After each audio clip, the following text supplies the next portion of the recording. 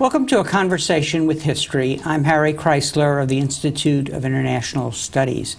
Our distinguished guest today is Olivier Roy, who is a professor at the School of Advanced Studies in Social Sciences in Paris. He is one of the world's leading experts on Islam, and his most recent book is Globalized Islam: The Search for a New Umma.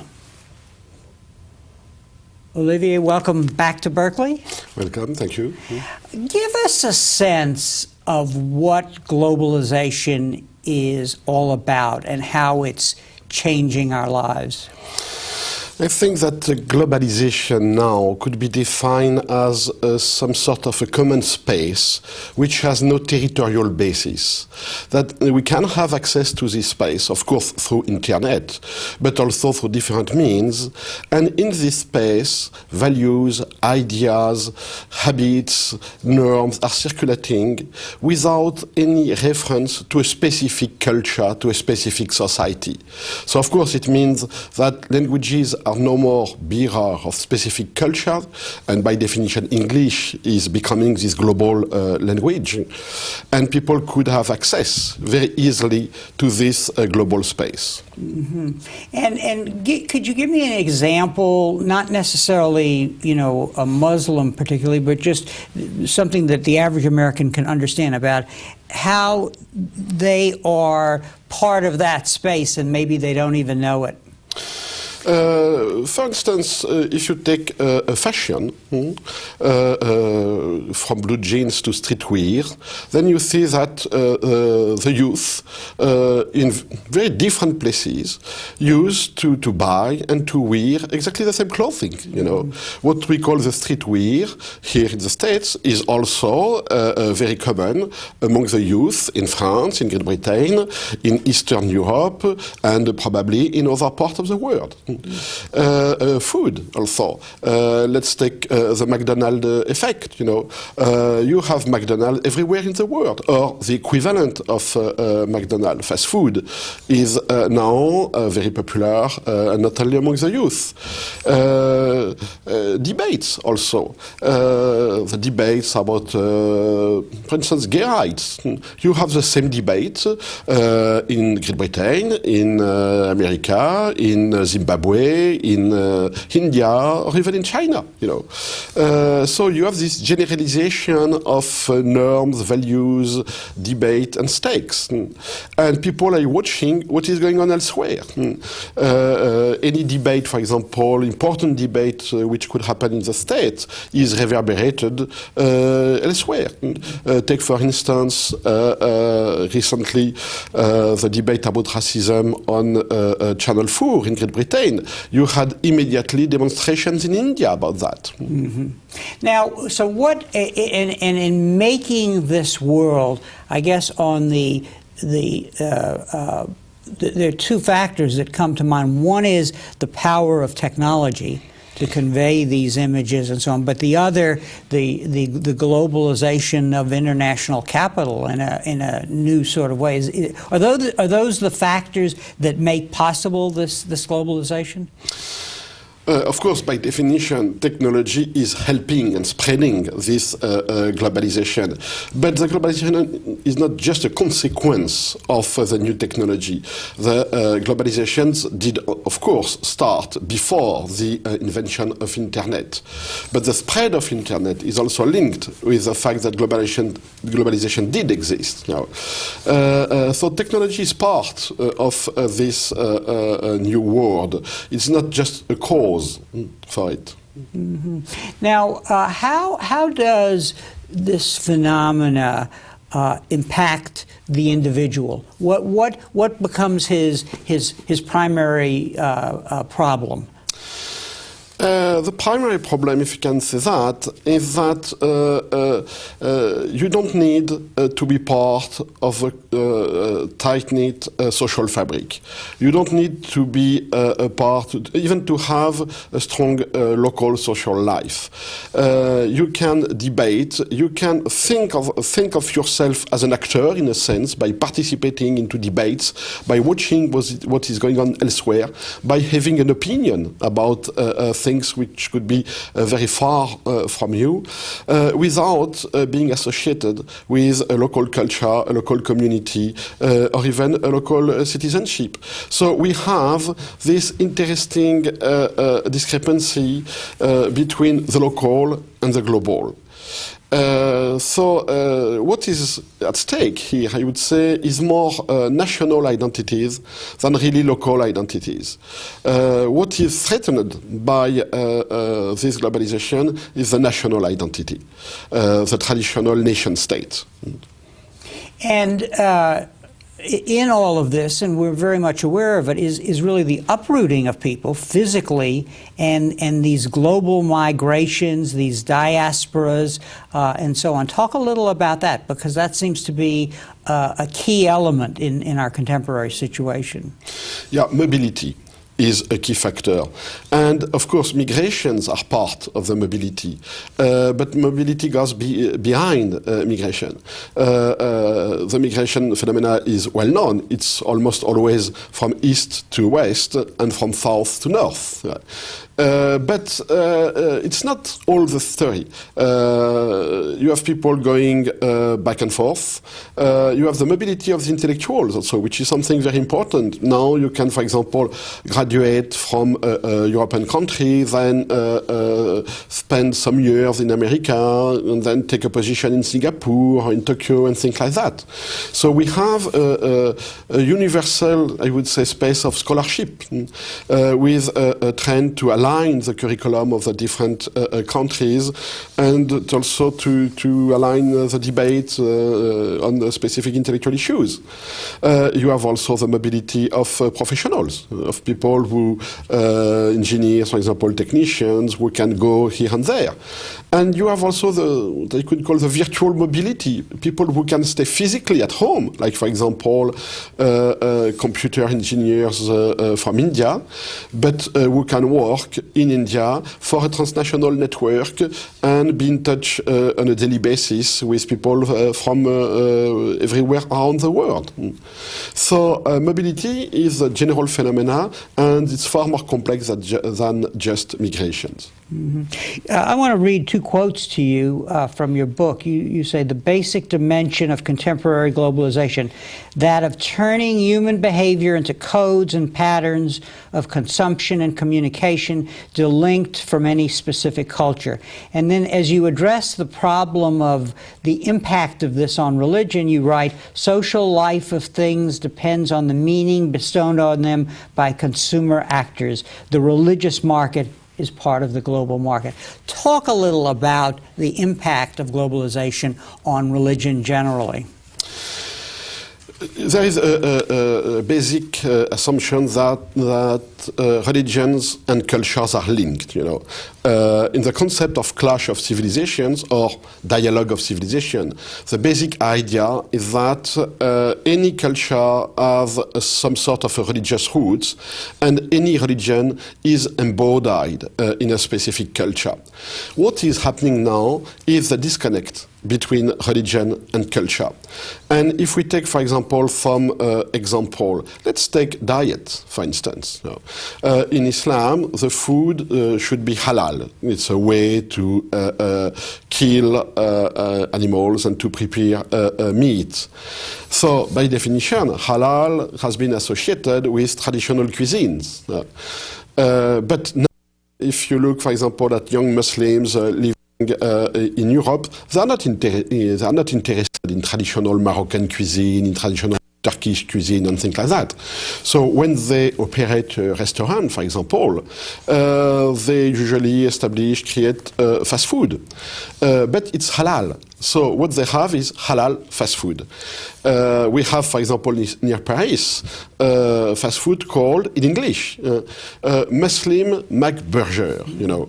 So they're playing on terms, playing on languages, and what they are offering is a traditional American fast food, but with religious markers. The food is halal. Female waitress may have a veil, for example, or a scarf, and things like that. Another example, Muslim businessman in France launched on the market Mecca Cola. You know.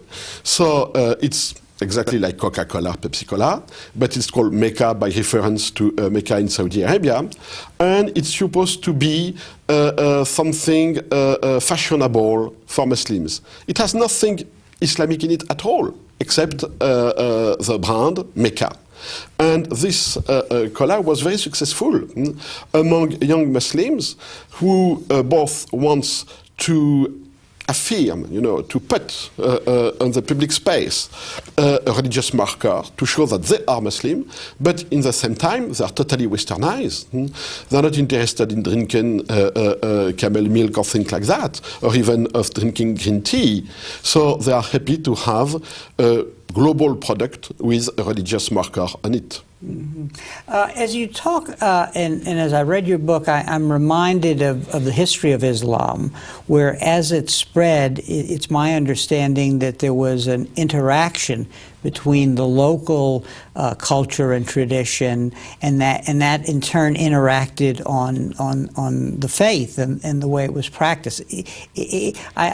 From what you're saying, I get this sense that there is now a new space, which is this space that you've been talking about, and a similar kind of interface is occurring. Is that fair? That in other words, Islam is in a way, in fact, I think you say it in the book, that the question is, can we Islamicize modernity? I think you quoted someone as saying, is that correct, what I'm saying?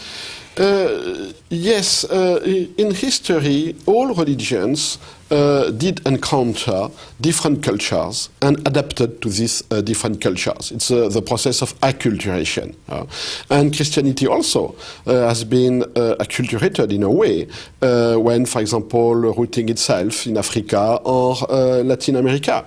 So when Islam, for instance, reached the Persians, it gave birth to a new culture, the Islamic Persian culture, which is still very vivid. What is new now is that, in fact, to some extent, we are not in the process of creating a new culture. The religious markers don't root themselves in a specific culture. They remain autonomous. And not only in Islam, but for me, in some part of Christianity, for example, and I'm specifically referring to evangelicalism, for instance, we have this same autonomization of the religious marker. The faith is something which is no more embodied in a specific culture. Mm-hmm. And of course, it's a way to become modern. And we can even say it's a way to become Western. So this disconnect between the Islamic religious markers and traditional Arab or Persian culture is a prerequisite for modernization and Westernization. But this doesn't mean that it's to become a liberal religion, So for me, the condition for modernization is this autonomization of the religious, not necessarily liberalization or adaptation to values of freedom and things like that. You can be fundamentalist and modern. Mm-hmm. You make the distinction in order to get a handle on this between religiosity and commitment to a religion. Explain that. A religion is a corpus. It's first it's books, revealed text, a tradition, a theology, interpretation, and things like that. Religiosity is the way an individual experiences his or her religion. So religiosity is a personal relation to religion. And what is striking me now is that we have a convergence of religiosities between the different religions, while in terms of theology, the interfaith dialogue is not working. So we do not have a convergence among theologians, but we have a convergence about believers on what does it mean to to be a believer, even if they, of course, consider that they have their own truth and that the other guy is wrong. So in a way, what you're this is an issue of comparative religious studies. The same thing is happening to all faiths in the faith in confronting globalization. You write you're developing the idea of the individuation of religion within the context of globalization, and you say the self and hence the individual is at the core of religiosity. Faith is personal. Faith is the truth. Faith is not religion. So this is a phenomena that's happening in all religions to some degree. Yeah. And specifically, it's the phenomena which is the core of what we call the born-again phenomena. The fact that suddenly an individual meets the truth.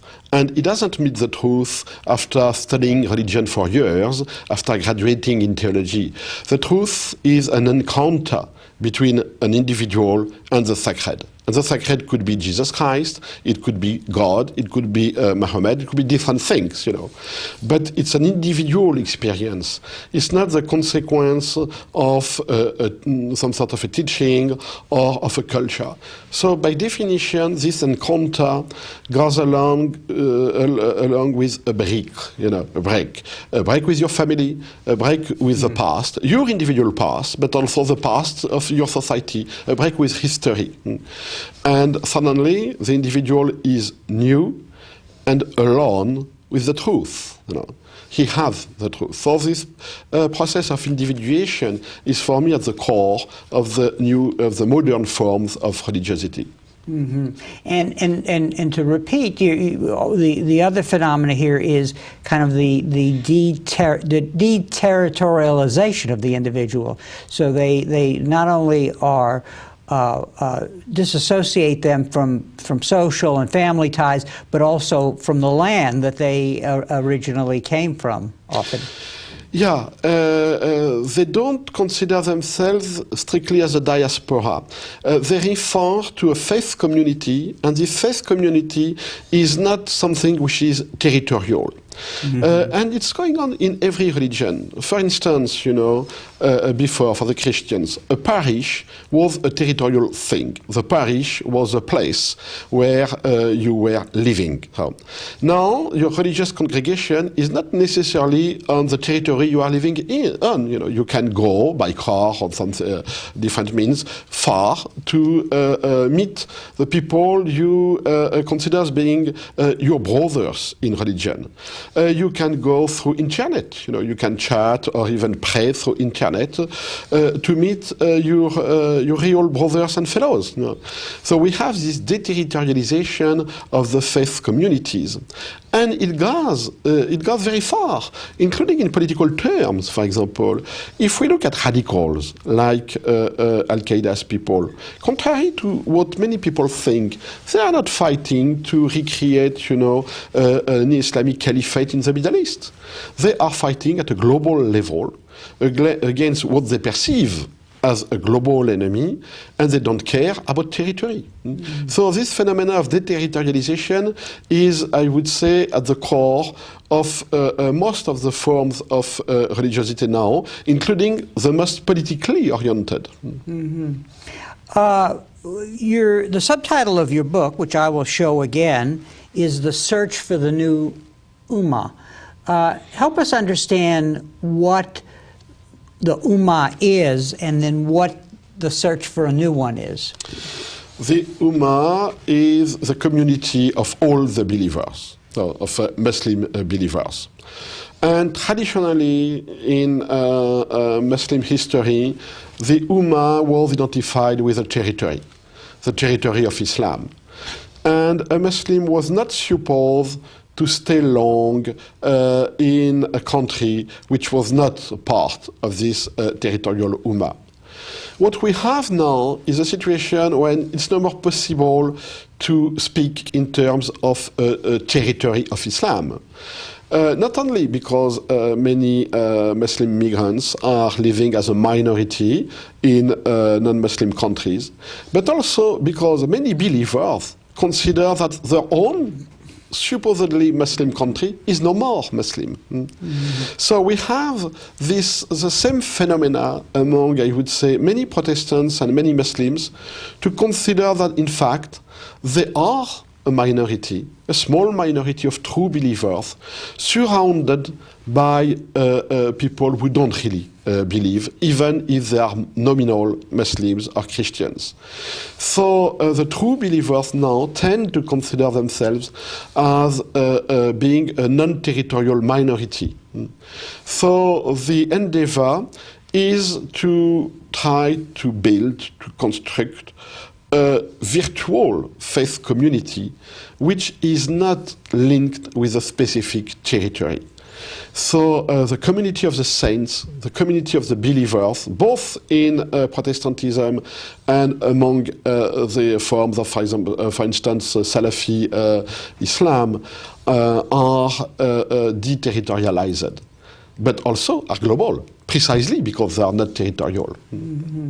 Now, you are a scholar of Islam, and in your earlier works you traced the conflicts within Islam, and in this book you're focusing on the evolution of two groups, the Islamists and the fundamentalists. Let's talk about those groups one at a time and understand who they are and how they're being affected by globalization and by their own actions. Who are the Islamists and what is their take on their faith? The Islamists are people who consider that Islam is first of all an ideology, a political ideology.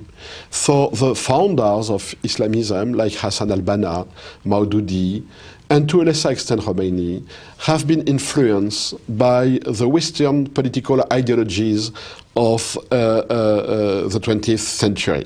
Marxism, for instance. Of course, they are not Marxists. But they came to the conclusion that Islam is not just a religion, is not just a legal system. It has to become a whole political system. So for the Islamicists, the state is the key of the re-Islamization of the society.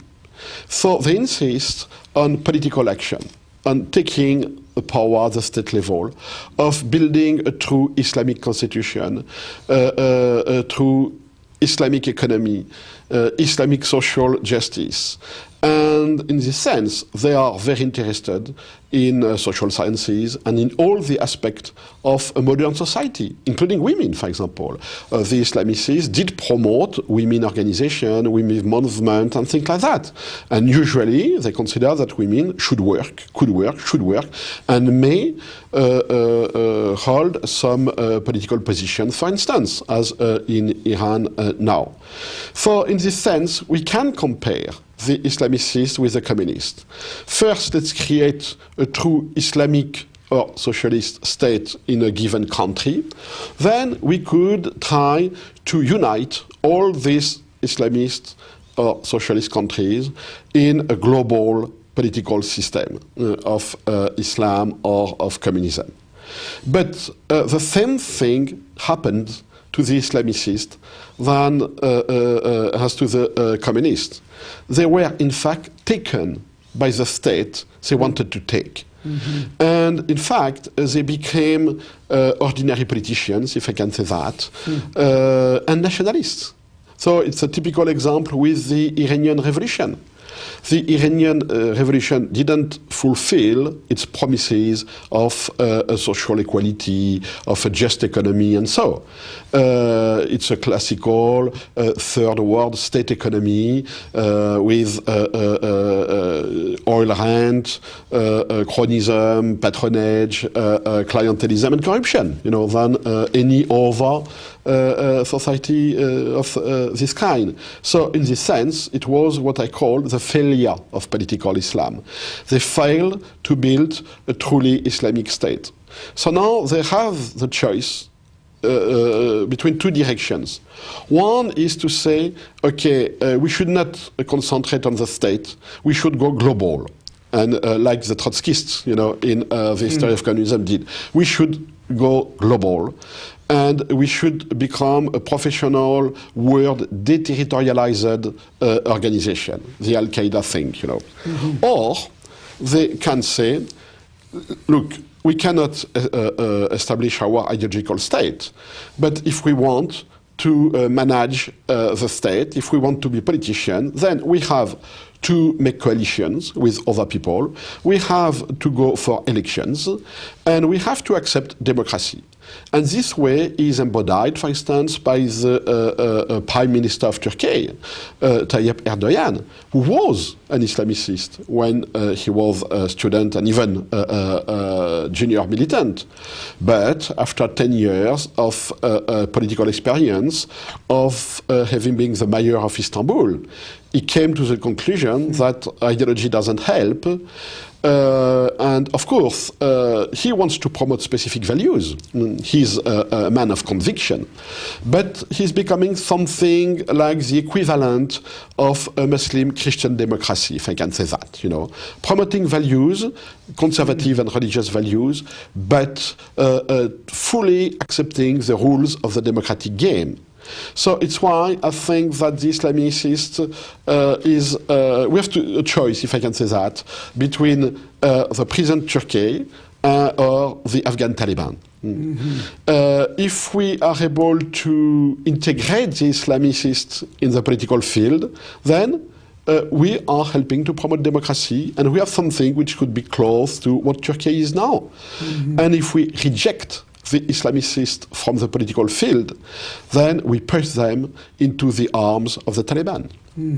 And talk a little about that Taliban experiment. In other words, what was their relationship to the state? Did they seize it and then do nothing with it?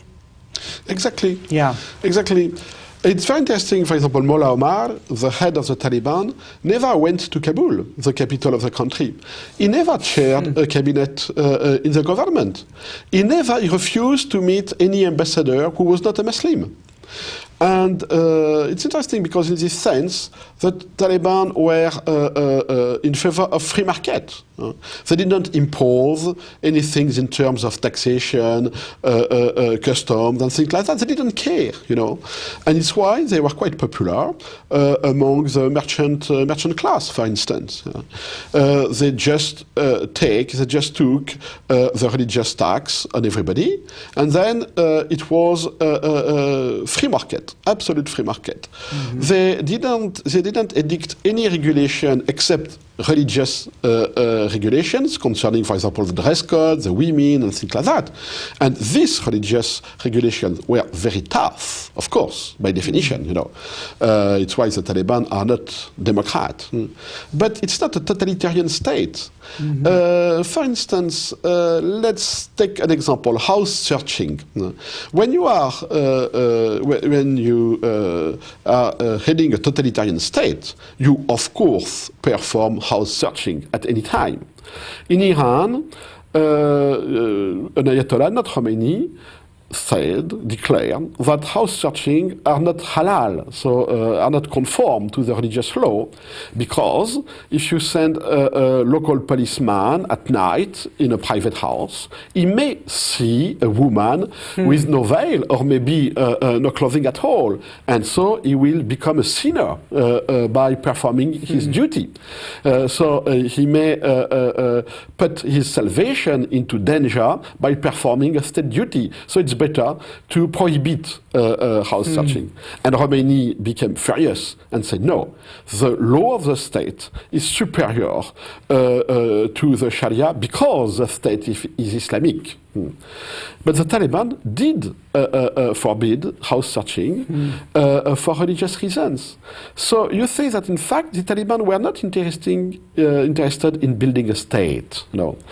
And for them, the role as political leaders was not only to allow, but to force people to think about their personal salvation. So, in this sense, it's a very religious regime, but it's not an ideological state. And in fact, it's why they lose. Because when Mullah Omar was confronted between a choice, the Americans at the evening on 9/11 put, of course, an ultimatum. You have 24 hours to give us bin Laden, or we attack. And any, I would say, rational statesman in this case would have accepted, to deliver, to extradite a foreigner and a terrorist instead of endangering the whole state, the whole nation. But Mullah Omar didn't hesitate. He sided with bin Laden and he lost his state and, from his point of view, his country. And help us understand the destruction of the Buddhas, because this actually demonstrates your point about faith being disassociated from any culture, really. Yeah, it's interesting to see that Afghanistan has always been a very strong and conservative Muslim society.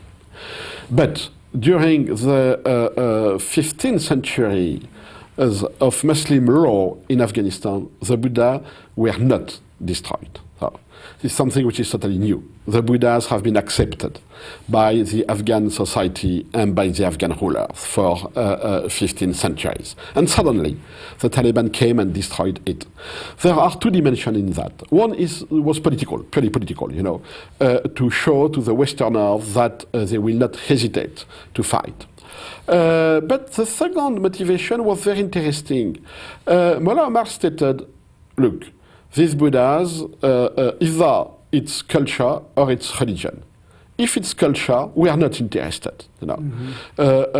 Culture is something we should not stand in front of religion. If it's religion, it's Buddhism. Do we have Buddhists in Afghanistan? No, we don't have Buddhists. So in this case, these Buddhas are totally useless.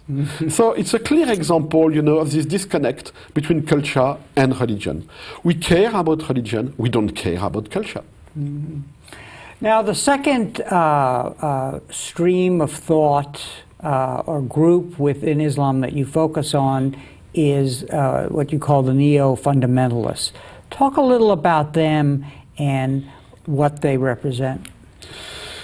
The neo-fundamentalists, we can call them Salafi, Wahhabi, Tablighi, and so there are different groups, movements. I will not enter into details. But what I call the neo-fundamentalists are people who think that a society would become entirely Islamic only when its members would become entirely Muslim. So they think that Islamization is first an issue of individuals. So they insist on salvation and the aftermath, while for the Islamists, the real salvation was the establishment of a good state, a good Islamic state. For the neo-fundamentalists, it doesn't matter. The issue is individual salvation. And in this sense, they are quite pessimist, like many, by the way, evangelicalists.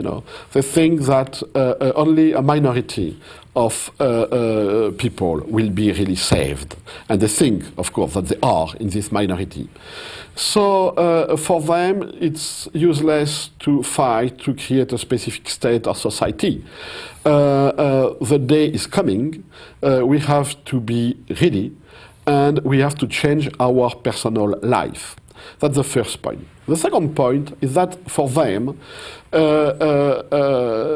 religiosity is largely a matter of norms. We have to do this and that. We have to dress this way. We have to eat that way. And so they are obsessed by norms instead of values. So they try to impose a very normative way of life. And the Taliban, by definition, fit into this category. For example, the religious police used to oblige the people to pray at the fixed time. In a sense, they are trying to force the people to think about their salvation, but they are not sure of the results. And the third point, is that the neo-fundamentalists, like I would say all modern fundamentalists, they consider that they are living as a minority in a society which is secularized, which is corrupt, even if it's supposed to be a Muslim society.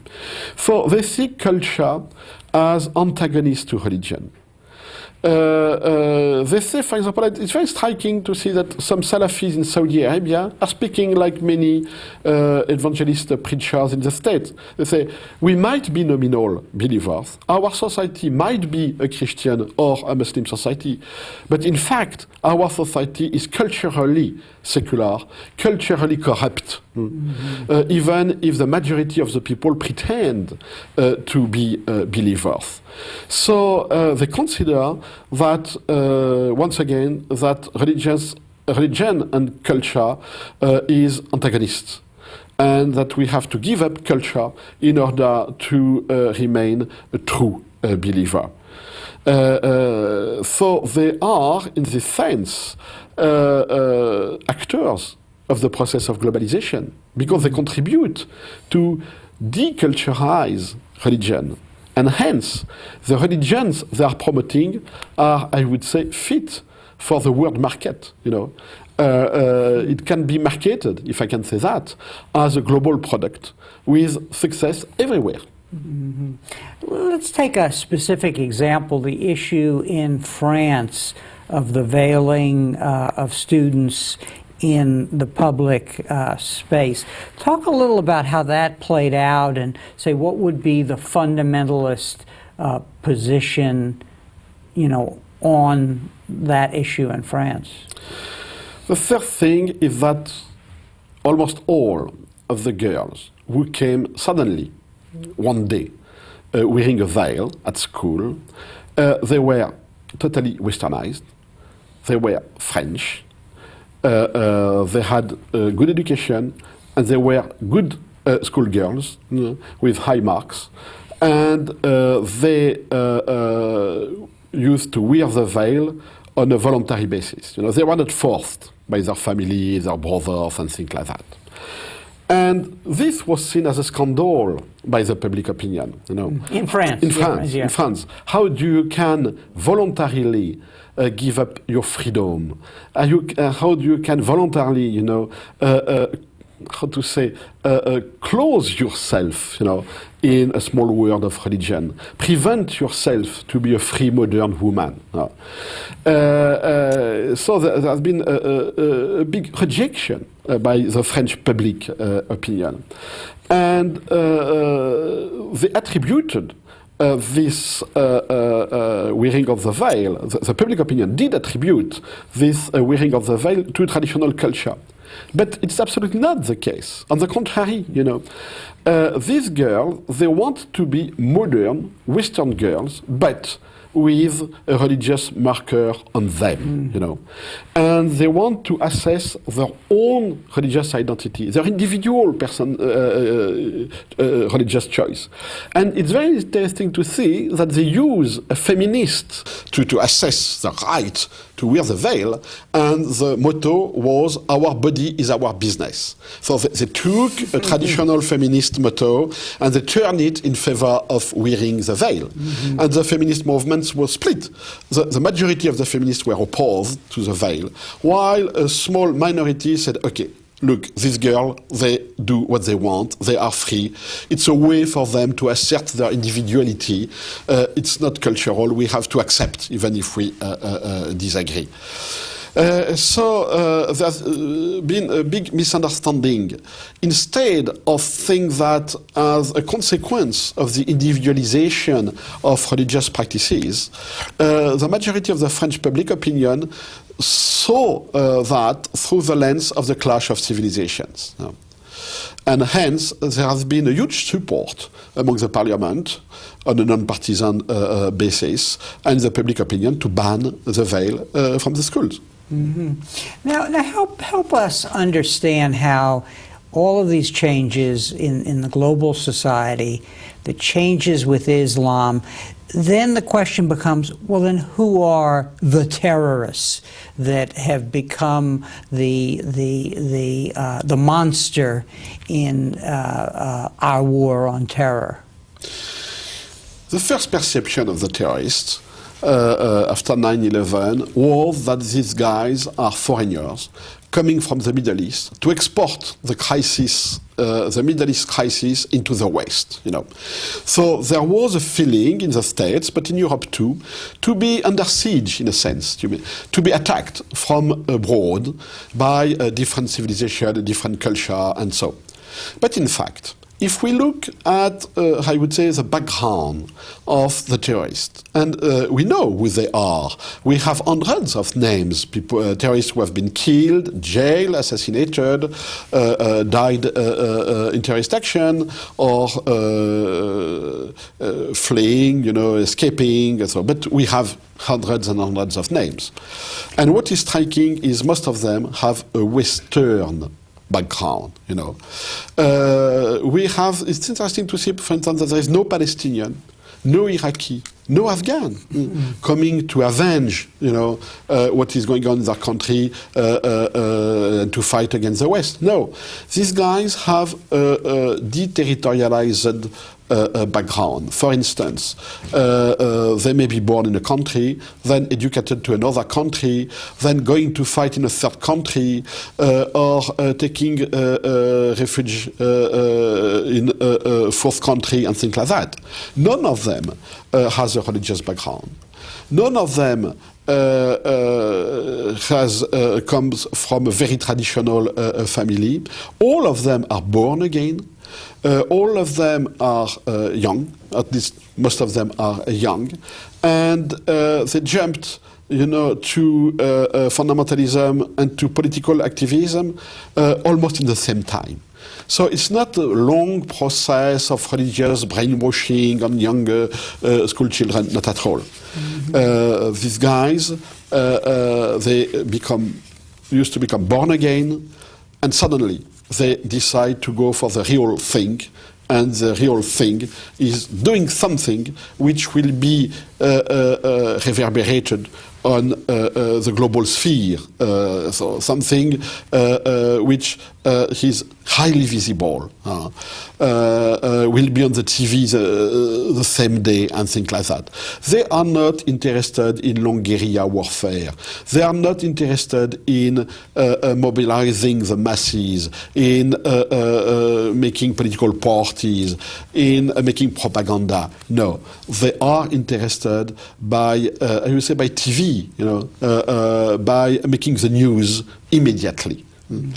And it's interesting to see that, they said, these guys, they live in a global world. Let's take, for example, some of them. The pilots of the World Trade Center came from the Middle East, but have been educated in Germany, and they became born-again Muslims in Germany, not in Egypt nor Lebanon. And they decided to go to Afghanistan for training, then to go to New York to destroy the World Trade Center. Among these guys, among other networks, we have a lot of converts. And this is something which is very interesting, At least 10% of Al-Qaeda's militants who are acting globally, not in a specific country, are converts. And in France, the percentage might go as much as 20-25%. So the fact that Al-Qaeda is the Muslim organization which has the highest number of converts, show that, by definition, Al-Qaeda is the most globalized radical organization. Because a convert is not motivated by his or her culture at all. He is not motivated by the political life of his or her country. No. He is motivated by joining something global. And so this Al-Qaeda is made of born-again and converts who try to join a global jihad. And one day they go to Bosnia. Another year they will go to Chechnya, or to Kashmir, or to Afghanistan, or to Fallujah. Very few of them, by the way, went to Palestine. Very, very few. So we have this global jihadist, some sort of jihad tour, going from jihad to jihad, living in a global world where they speak more English than Arabic or Persian, using fast food, going to Hilton, big hotels and things like that. They are the perfect example of the modern day global travelers. Mm-hmm. And you point out that the difference in the understanding of jihad becomes very important here, because for them jihad is a personal struggle as opposed to a collective one. Yes, in the traditional interpretation of Muslim law, jihad could be waged under very strict conditions. It should be territorially limited. You do jihad for a specific territory. It should be under the guidance of legitimate political and religious leaders. And it's a collective obligation. That means that if other people do jihad, you are not personally obliged to go for that. And this new generation, these new radicals, they brought innovation in that. First, they said everybody should go for jihad. It's an individual duty, it's not collective. Secondly, we are in a permanent jihad. And thirdly, jihad is global. It's not linked with a specific territory. And it's under, this definition of jihad that the forerunners of Al-Qaeda left Palestine to go to Afghanistan. Palestine, I would say, for Muslim believers, it's a traditional case of jihad. It's territorially limited, it concerns the Palestinian people, and it has to be done under specific political guidance. And some guys disagreed with that. The forerunner of Al-Qaeda, Abdullah Azzam, left Jordan, and decided to go Afghanistan because he said, this Palestinian jihad is too limited in scope. It's under the control of people who are not true Muslims, like Yasser Arafat, for instance. They will negotiate sooner or later, and if they win a Palestinian state, it will be any sort of Arab state like Egypt, Jordan, Syria. We are not interested, no. Then is it fair to conclude that the terrorism in a way is more of a police problem than a national security problem? I mean, it's a national security problem in the sense what weapons are they using and so on. But in fact, the best way to get at this problem is through good police work and good intelligence and cooperation between police forces throughout the world. Absolutely. And the big mistake has been to respond to 9/11 by a traditional warfare, by sending troops to occupy territory. But these guys don't care about territory. If Afghanistan is controlled by a coalition army, well, they leave Afghanistan and they go to Pakistan. What do we do now? So it's why the decision to go to Iraq, for me, doesn't make sense in the perspective of a war against terrorism.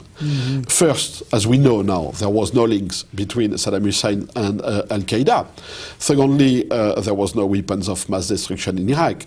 But more important, once we are in Iraq, we're stuck.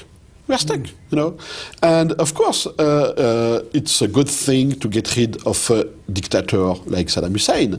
It's a good thing, I think, to wish that Arab countries should become democracies. I am not at all opposed to that.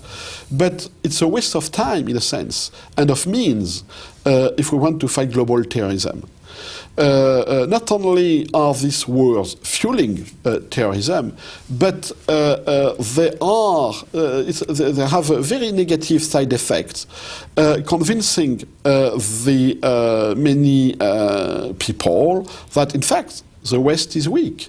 The West is unable to wage more than a local war, that Western army, and specifically the American army, is even not able, to overcome some tens of thousands of local guerrilleros.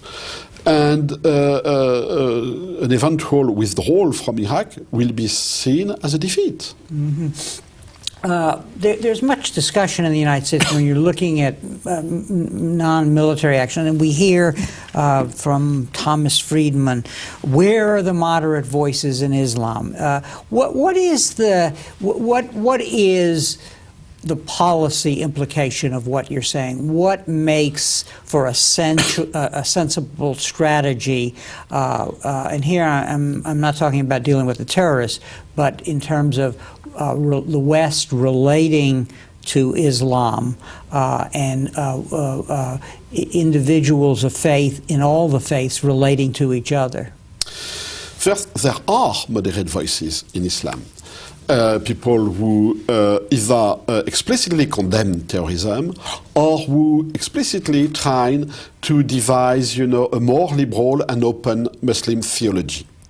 The problem is that these guys are not abstract people. They have a citizenship. They are not necessarily global people.